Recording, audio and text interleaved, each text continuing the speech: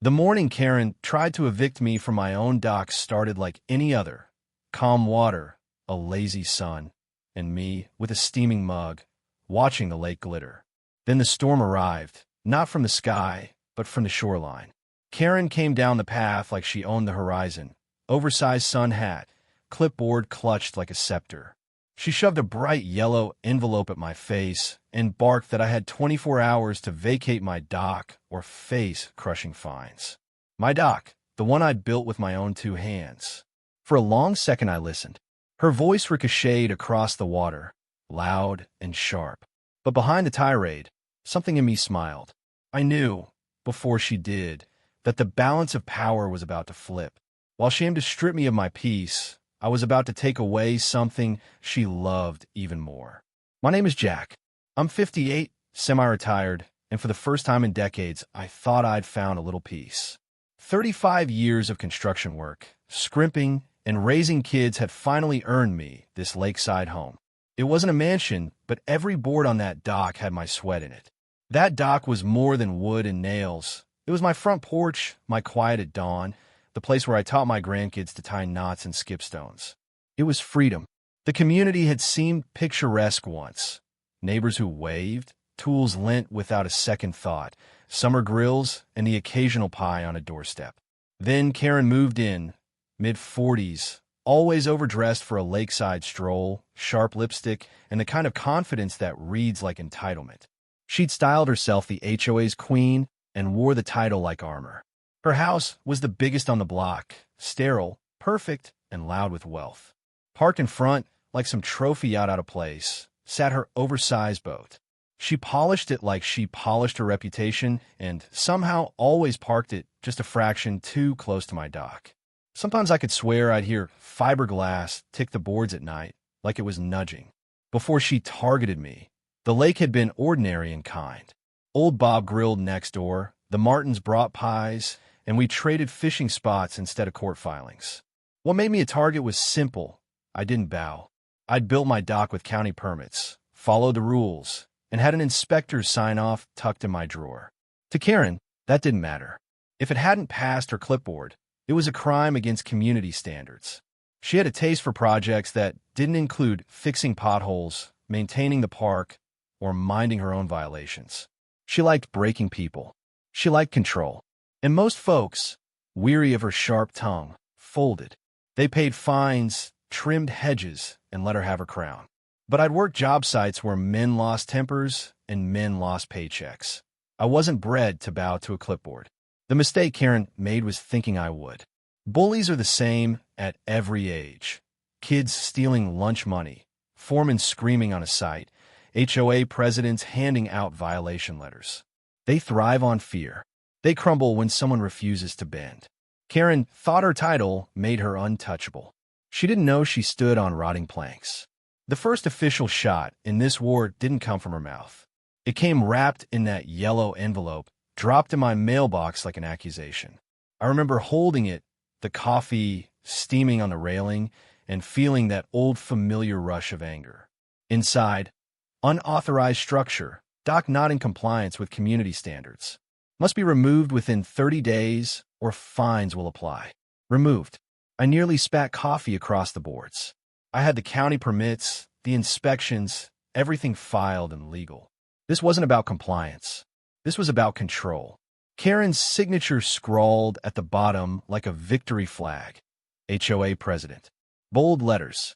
She might as well have signed it Her Royal Highness.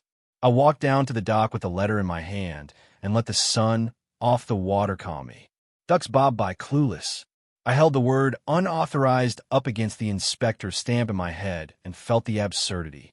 I could storm across her perfectly tended lawn, wave my paperwork, and shout till I lost my voice. That's what she wanted to show. So I folded the letter back into the envelope, dropped it in my pocket, and waited. She didn't wait. That afternoon she marched down, hat tilted, boat gleaming like a challenge. She planted herself on her dock's edge, hands on hips, and smirked. "Jack," she said, that condescending tilt of her head making my skin crawl. "I trust you received my notice?" "I did," I said. "And you understand the dock has county approval." Signed, sealed, stamped. Her smile tightened. HOA standards are higher than the county's, she said, clipboard ready. We can't have people throwing together projects. Property values are at stake. I let my gaze drift to her boat, worth more than most houses on the block. Wouldn't want the neighbors to lose sleep over my 2x4s, I said lightly. She pulled the clipboard higher, officer of the peace in a sun hat. You have 30 days. After that, fines begin. If it comes to that, I asked, are you going to drag it into the lake yourself? Her smile never wavered. Let's hope it doesn't come to that, she said. Hope. That word would be a mistake for her. She thought she'd started something small. She didn't know she'd lit the match under a man who'd spent his life building things that lasted. The dock was my sanctuary. She'd aimed for wooden nails, but what she'd attacked was my peace. And I wasn't going to give that up. She clicked her heels against the boards and walked back up the path like she was marching off to war. That was the moment the whole thing stopped being about rules. It wasn't about permits or planks. It was about Karen flexing power, showing the neighborhood who was in charge, and picking me as her example. The next few days simmered with quiet hostility. Every morning, I'd wander down with my coffee, half expecting to find violation spray-painted in red across the planks. Karen would cruise by in her boat, sunglasses on, waving at the neighbors like a queen to her subjects. If her eyes met mine, the wave died. Diplomacy lasted all of one HOA meeting. I slid my folder of permits across the table and calmly explained the inspector's sign-off. Karen didn't even look. She tapped her pen and said, "Legal isn't always compliant with community standards." That's when I knew facts wouldn't help. She wanted obedience, not reason. She worked the neighborhood like a surgeon, small cuts and whispered rumors. Unsafe dock, she'd say into a neighbor's ear. Lowering property values. Petty lies that planted doubt. I started catching sideways looks, polite nods that felt like jury instructions. The slow burn turned to heat the day her boat moved in. One evening I went down to fish and found her vessel practically hugging my dock. My line snagged her railings. I gave it a tug and heard her laugh, thin and far off from her porch. That laugh, light, triumphant, hardened my annoyance into resolve. This wasn't a dispute over wood. It was a bully pushing until someone pushed back. The envelope campaign followed. Monday, failure to maintain dock aesthetics. Tuesday, improper lawn edging. Wednesday, unapproved outdoor furniture. Small fines stacked, $1.50 here, $75 there, until the pile of notices looked like a legal blockade. Each had her signature, that smug flourish at the bottom like a knife. She didn't stop at paperwork. Her boat became a weapon. Her floating throne circling the lake, always somehow in the way. More than once I stood ready to launch my kayak and found the gap closed by fiberglass and arrogance. I called up, trying to keep it light. "Karen, mind giving me some space?" She lifted a mimosa and called back. "It's a community lake, Jack. Don't like it? Take it up with the HOA." Her laughter struck like a fingernail on glass. Then the sheriff showed up. My chest dropped when I saw the cruiser. The deputy walked the planks, bounced a little, and then shrugged. "Sturdier than most county bridges," he said with a grin. "Someone's got too much time on their hands."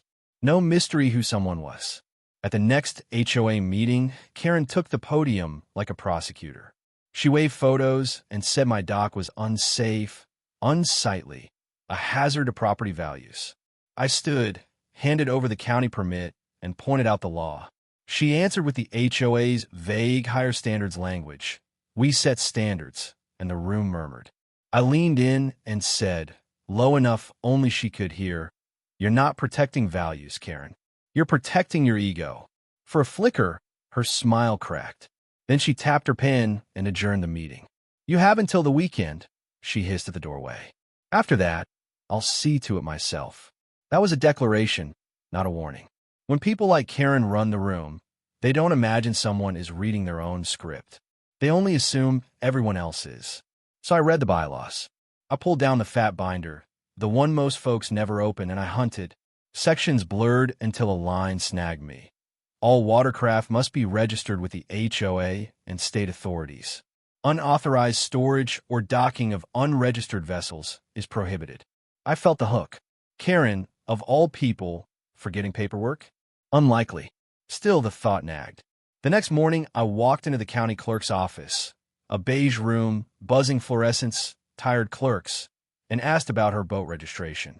The clerk typed, frowned, then shook her head. "No record under that name," she said, sliding the monitor toward me. "Positive. If it's out there, it's not properly registered in this county." I walked out grinning like a man who'd just found an ace up his sleeve. This was bigger than a doc. This was leverage. She had spent months polishing her image. It turned out she hadn't polished the paperwork. I wasn't done yet.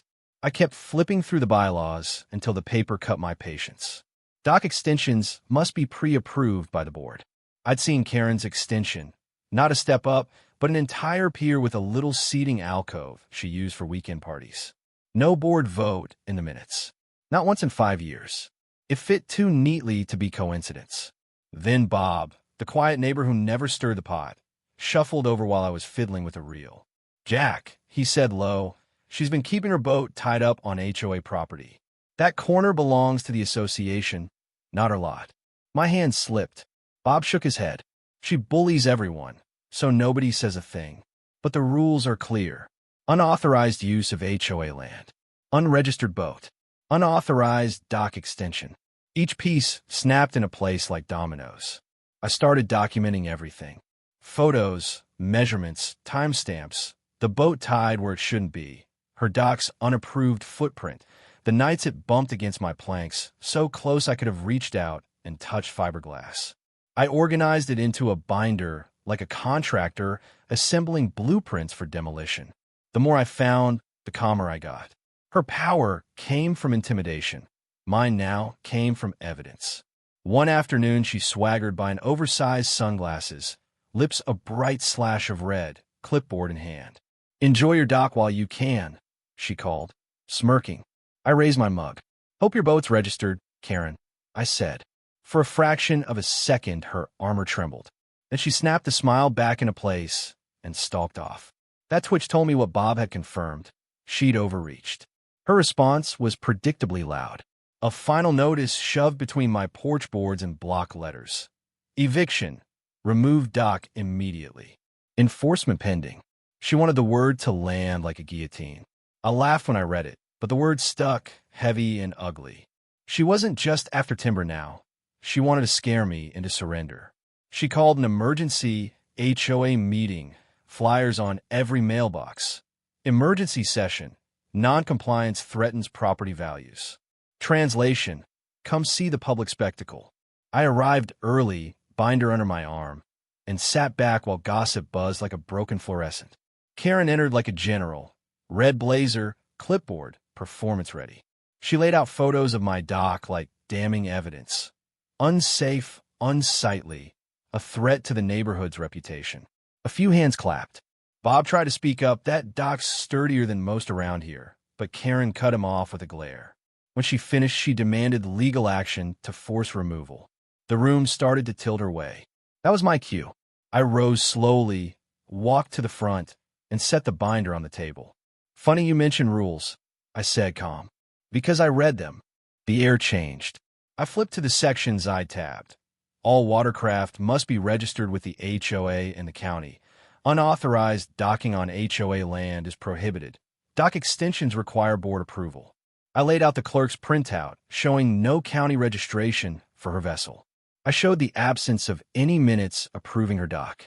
Gasps rippled through the room. Karen's composure dissolved into excuses, distraction, deflection, the old "we set higher standards" line. I let her talk. Then I leaned in and said, quiet enough for the room to lean with me, "The issue isn't my dock, Karen. The issue is your hypocrisy." For once, her smile faltered. Neighbors who'd nodded along now sat forward, eyes sharp. The meeting collapsed into chaos. Voices rose. Alliances formed and broke. Karen stormed out, clutching her clipboard like a lifeline. I walked home under the night sky and felt the tide shift. She'd thrown everything at me and missed. Her invincibility had a crack, and I could see daylight through it. That night, I spread the binder on my kitchen table and let a cold coffee go bitter. This had stopped being defense. It was strategy. Step 1, airtight legal backup. Karen liked to wave words like eviction and non-compliance as if they were magic. Real law doesn't bow to theatrics. I made a list, county records, HOA procedures, legal contacts, and started building the foundation I'd been missing. She'd sharpened her blows, but she hadn't realized I was the sort of man who builds foundations. The knockout wasn't a single dramatic move. It was patience, paperwork, and a neighborhood finally seeing the truth. Want part 4? I can. The next morning I walked into Marcy's office, sharp suit, sharper eyes, and set the binder on her desk. She read like she breathed legalese, bylaws, county records, meeting minutes, the stack of violation notices Karen had dumped on me. When I mentioned the unregistered boat, she raised an eyebrow. She's threatening you with fines while she herself is in violation, she said. That's not just hypocrisy, Jack. That's actionable. Marcy turned my mess of papers into a legal brief. Photos with timestamps, county printouts showing no boat registration, HOA minutes with no record of any dock approval, and Bob's quiet testimony about the boat tied on association land. Her voice went low and dangerous when she explained the kicker. The bylaws allowed for impoundment of unregistered watercraft. You can request enforcement, she said. Turn her weapon back on her. The idea hit like lightning. Karen had spent months polishing her authority. The rules she waved as cudgels were the same rules that could strip her of her prize.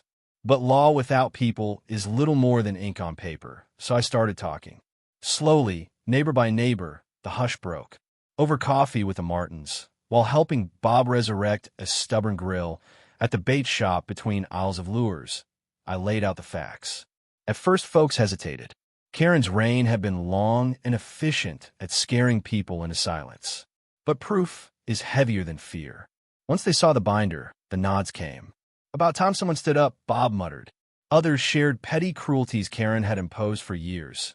Paint colors, bird feeders, trimmed hedges. The stories poured out like a dam, finally giving. With Marcy's help, I contacted a marine impound company. Yes, they exist. Legal forms were filed with the HOA enforcement office in the county, everything signed, stamped, and certified. The tow crew stood by on paper and by phone, paperwork ready to be executed the second we called it. Timing, Marcy said, was everything. We would wait until Karen chose spectacle, and then we'd answer with procedure. The night before the meeting, I slept like a man who'd finally finished a long day of labor. The binders were stacked, the tow authorization signed, and the neighborhood quietly rallied. Word had slipped out without fanfare. People wanted an end to the tyranny, not a fight. On the day, the meeting hall smelled of cheap coffee and nervous energy. I arrived early, binder under my arm like a loaded tool. Chairs filled. Conversations hummed. Then Karen entered. Navy suit, heels, clipboard, the same sharp smile like a crest. She swept the room and settled on me with the look of a woman savoring victory. She opened with the usual performance. Rules, safety, property values. Her loyalists clapped. Her chosen photos of my dock went up on the screen, angled to dramatize, and she leaned into the theatrics. It was perfect for her, until it wasn't. Neighbors, I said, rising slowly, voice steady. Rules matter. They apply to everyone. I walked to the front and set the binder on the lectern. I flipped to the tab section showing the county printout. No registration under Karen's name. I held up the photocopied HOA minutes. No board approval for her dock extension, not in 5 years. I showed the photos of her vessel tied to HOA land, the measurements proving her extension exceeded allowable limits. The room shifted. Murmurs rose. Faces that had once applauded now turned pale or guilty. Karen's smile faltered into a hard line. She tried to thunder over me. This is a distraction. But the room was already leaning the other way. Then there was a knock at the door, polite but authoritative. 2 men in polo shirts stepped into the doorway, clipboards in hand. Sorry to interrupt, one said, voice even. We're here for a scheduled enforcement. Impoundment of an unregistered vessel. He held up the paperwork. Marcy's signature, HOA authorization, the county hold. The room went dead. Karen sprang up, face draining of color. You can't, she sputtered, rushing toward them. That boat is mine. Her voice cracked on the last word. The towmen were professional and precise. Ma'am, "We have legal authorization," one said. "We'll need access to the dock." A handful of neighbors stood up and formed a line, blocking Karen's path without fanfare, not in mockery, but in quiet solidarity. Her loyalists looked uncertain. The ones who'd clapped earlier were suddenly counting the cost of siding with spectacle over law. Karen lunged for theatrics, fingers scrabbling for the clipboard like a talisman. "This is harassment," she cried. "You're ruining my life." Some neighbors looked at her with a new, sharp clarity. Others, who'd long felt bullied, felt for the first time the luxury of being on the same side as the rules. The tow crew moved with practiced efficiency. They looped a cable, gave it a careful tug, and the boat, that polished, oversized trophy, rolled free of the pilings. A rope snapped taut. The engine coupler hissed. For the first time in years, her boat left the water not in celebration but in custody, raised onto a trailer as the men worked methodically. The room watched, breathless. Karen's screams filled the hall, then the parking lot, then the street. She lunged and tried to grab a line. A neighbor, the Martins, I'd later learn, stepped between her and the tow crew and said, calm but firm, "Enough." She staggered back, the facade of invincibility shattered. Her loyalists melted into quiet conversation or slunk toward the exits. No single moment felt more satisfying than watching that boat being hauled away. The emblem of her power clanking onto a trailer, the ropes cinched, the motor cranked, the guys lifting it as normal work, not spectacle. Her crown scraped the ground. People talked. Some cheered quietly. Some cried. Not tears of joy, not exactly, but relief. Old Bob came over and clapped me on the shoulder like a man who'd seen a long week finally end. Karen was left standing on her dock, face streaked with mascara and fury, shouting legal threats she could no longer make stick, at least not without answering to the same bylaws she'd wielded. The HOA was already convening an internal review. Marcy had ensured the paperwork would trigger it. Impoundment was only the public blow. The legal process would follow, and with the neighborhood now awake and watchful, Karen's leverage had been cut down to size. I sat back on my dock that night, the surface steady beneath me, watching the dark water where her boat used to sit. The neighborhood had its noise back. Holidays, not hearings. Lawn mowers, not subpoenas. I wasn't naive. Bullying doesn't disappear overnight. There'd be appeals, petty retaliations, maybe even lawsuits. But the foundation I'd built wasn't just about paperwork and proofs. It was about people seeing the rules apply equally. That, more than any legal victory, felt like the real win. And as for Karen, she learned something crucial that night. You can polish a crown until it gleams, but if the support under it is rotten, eventually the whole thing slides off. Karen's face turned red with fury.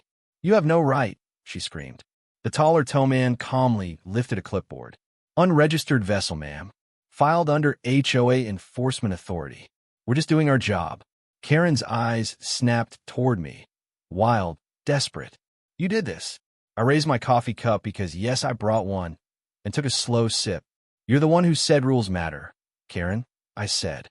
"I'm just making sure they apply equally." The crowd followed the towmen out to the shoreline. Karen stumbled after them, her heels sinking into the damp grass. Her voice rose into a shrill pitch as they began fastening her boat to the tow rig. "You can't take it. This is theft. Do you know who I am?" Oh, the irony. For months, she'd threatened to take my dock, and now her prized possession, her floating symbol of control, was being hauled away like a broken toy. Some neighbors laughed. Others just stood and stared in disbelief. Bob muttered, "About time." Karen screamed, pleaded, even tried to block the truck, mascara streaking down her face. But the men didn't flinch. The straps tightened, the truck engine growled, and her boat, her precious throne, rolled out of the neighborhood. I stood on my dock, coffee in hand, watching the red taillights disappear down the road. She tried to evict me. I said softly, more to myself than anyone else. But tonight, it's her boat that's homeless. A few neighbors clapped my shoulder. Someone whispered, "You did it." And just like that, the queen had fallen. But deep down, I knew this wasn't just about a dock or a boat. It was about standing up to bullies, about reminding everyone that power only works if you let yourself be afraid of it. And I was done being afraid. The days after, the next morning felt different. For the first time in months, I walked out to my dock with my coffee and felt peace. No shouting, no threats, no clipboard. Just the quiet ripple of the lake and sunlight on the water. Word spread fast. By midweek, everyone knew. Karen's boat being towed had become local legend. Some gossiped about it like a soap opera. Others spoke in awe, like I'd slayed a dragon. Bob came by that afternoon with 2 beers. He handed me one and sat down beside me. "Jack," he said, grinning, "I've lived here 20 years. Never seen anything like that. You didn't just win, you knocked the crown right off her head." I laughed. She did most of that herself. I just gave it a little push. The aftermath. Over the next few days, something amazing happened. Neighbors I'd barely spoken to came up to thank me. The Martins brought over a pie, saying they finally felt free to hang their wind chimes again. Another family said they could finally plant flowers without worrying about violations. The fear was gone, replaced by laughter, conversations, and the kind of neighborly warmth we hadn't felt in years. Of course, Karen didn't go quietly. For a while, she stormed around, appealing, filing letters, calling meetings no one attended. But her power was gone. Without the boat, without her aura of control, she was just another neighbor yelling into the wind. The HOA board soon had enough. They called a vote of no confidence. People who had once bowed to her now stood tall. The motion passed. Karen was out. No longer president. No longer queen. Just Karen, with a stack of her own violations and no one left to intimidate. I heard later that she tried fighting it in court, but the law was clear. You can't twist the rules forever. Eventually, they twist back. By the end of summer, her boat was still impounded, her dock extension flagged for removal, and her reputation in ruins. Peace restored. Life finally returned to the way I'd always wanted it. Quiet, honest, simple. I repaired part of my dock, stronger than before. Not because I had to, but because I wanted to. Most evenings, I'd sit there with a fishing rod, watching the sunset paint gold across the water. Sometimes my grandkids joined me, laughing as they dipped their toes in the lake. Other times, it was just me and the sound of frogs. Every so often, I'd see Karen walking by, no clipboard, no power. Just another face in the crowd. Funny thing about power, it evaporates fast once people realize it was never real. Final reflection. I don't take joy in her fall. What I do take joy in is knowing that bullies don't win forever. They rise on fear. But fear only works until someone stands up. Karen tried to take my dock. Instead, she lost her boat and her grip on everyone else. And me? I didn't just keep my dock. I got my peace back. If this story taught me anything, it's this. Silence feeds bullies. They thrive because people stay quiet. But the second someone stands up, the illusion collapses. Strength doesn't always roar. Sometimes it's quiet, patient, waiting for the right moment to strike. So here's my message to you. Don't let anyone, boss, neighbor, or HOA tyrant, convince you that you're powerless. You're stronger than you think. Sometimes all it takes is standing firm, even when your knees are shaking. And now I want to hear from you. Have you ever faced a bully in your neighborhood, your job, or your life? Tell me your story below. And if you enjoyed this wild ride of HOA drama, like, subscribe, and join the community. Because trust me, the next story, you won't want to miss it.